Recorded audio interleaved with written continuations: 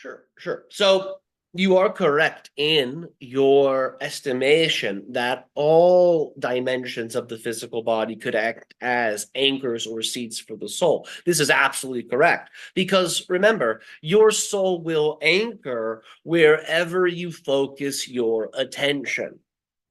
So, for those on your planet whom are always focusing their attention outside of themselves, it is as if their soul is barely synchronized with their body. Their soul is energetically synchronized with something that is outside of them.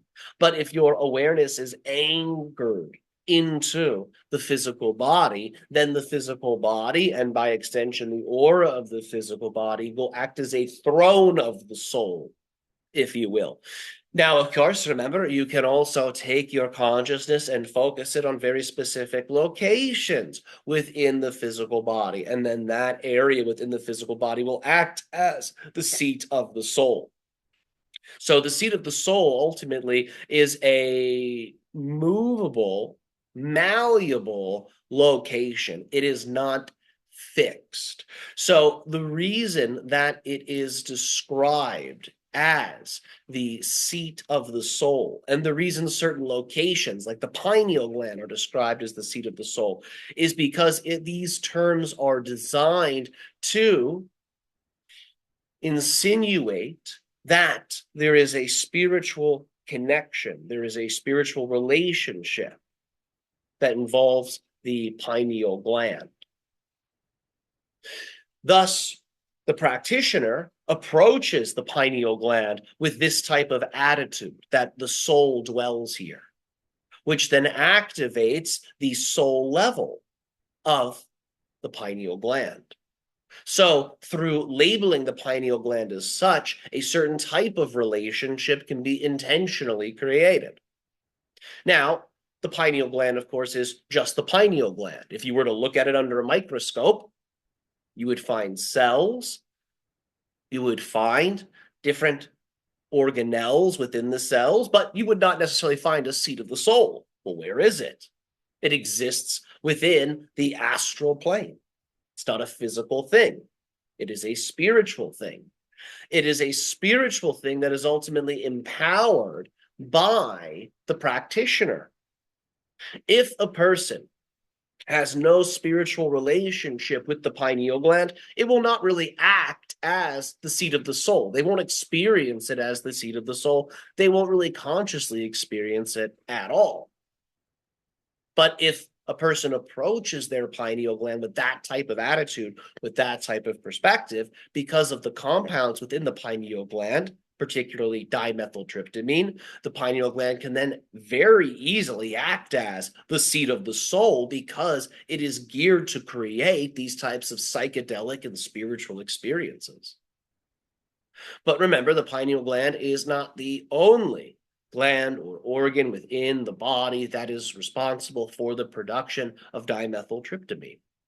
It is also produced in other areas in different amounts. Some of those areas have not yet been discovered by your scientists. Now, as you know, some traditions say, well, the heart is the seat of the soul. And the heart, again, is the organ that most intimately guides your entire body. It is the organ that most greatly reflects the quality of spirit because its element is that of fire. And fire is the closest of the four physical elements to that of spirit. So the heart is energetically geared to act as a spiritual organ. When the heart is treated as the seat of the soul, it very easily gives rise to different psychic effects that allows for one to feel a deeper connection to their own soul. But if a person's not approaching their heart with that perspective, the heart's just another organ. So the seat of the soul ultimately is whatever dimension of body you focus upon, that will become the seat of your soul. If you focus on the entirety of your body, it is as if you are seated upon the throne of the soul, if you will. And ultimately, remember, there are some locations in the body that have different compounds within them and different physical structures that allow for spiritual contact, communication, and experience to be readily available to the practitioner. So those areas can act as a type of seat of the soul and can allow for you to more easily, more directly commune with your own soul essence. For example, you may find it's easier to commune with your soul essence through connecting with your heart center as opposed to connecting with your right arm. The heart center is built in a way that allows for those soul energies to be more greatly sensed and felt. Therefore, it can act as a seat of the soul.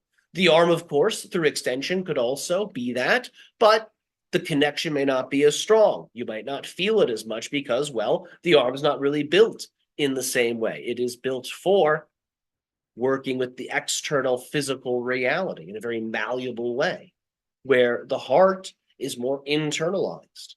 It's more behind the scenes, helping to organize the weaving of the dream that you, dream weaver, are so busy crafting.